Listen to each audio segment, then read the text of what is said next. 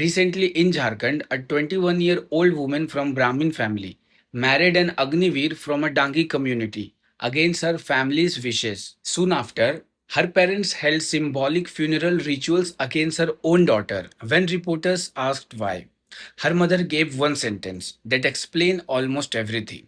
हम ब्राह्मण हैं, हमें समाज का सामना करना है. She did not betray us. We did not hate her, but what will society say? That one sentence shifts the story from one family to an entire social system. Most people think this story is about marriage, but it is not. It is about identity. For thousands of years, Indian society was not only organized by occupations or traditions, it was organized by boundaries.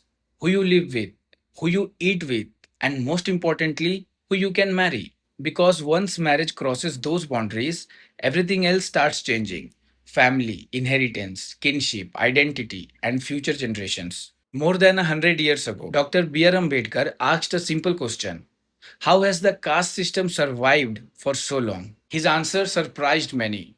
Not because of temples, not because of rituals, not even because of occupations. According to Ambedkar, caste survives because it controls marriage. He called it endogamy, the practice of marrying within your own caste. Once people begins marrying across caste lines, the wall separating caste slowly weakens. In other words, for a caste-based social order, intercaste marriage is not just a personal decision. It challenges one of the mechanisms that historically maintained the system. But then why perform a funeral?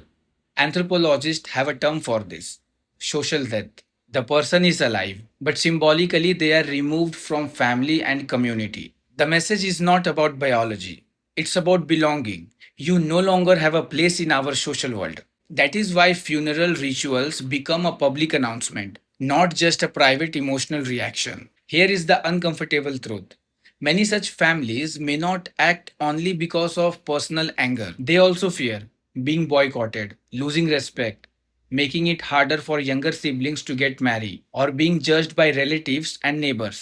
Sociologist Srinivas spent decades studying Indian villages and found that community pressure often shapes people's choice as much as the law does. Because in many places, honor is not seen as belonging to one individual, it belongs to the whole family, sometimes even the whole community. Notice something else: most of these stories involve daughters, rarely sons. Across many patriarchal societies, women have historically been expected to protect family honor through their marriage choices, not because they are less capable, but because society assigned them the burden of carrying family lineage, ritual identity, and family reputation. That's why daughters often face stricter controls than sons. Today, India stands between two value systems.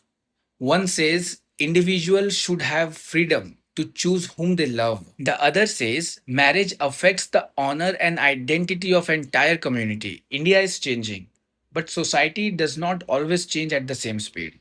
So let me ask you one question: can a tradition still deserve a protection if it asks someone to give up their freedom?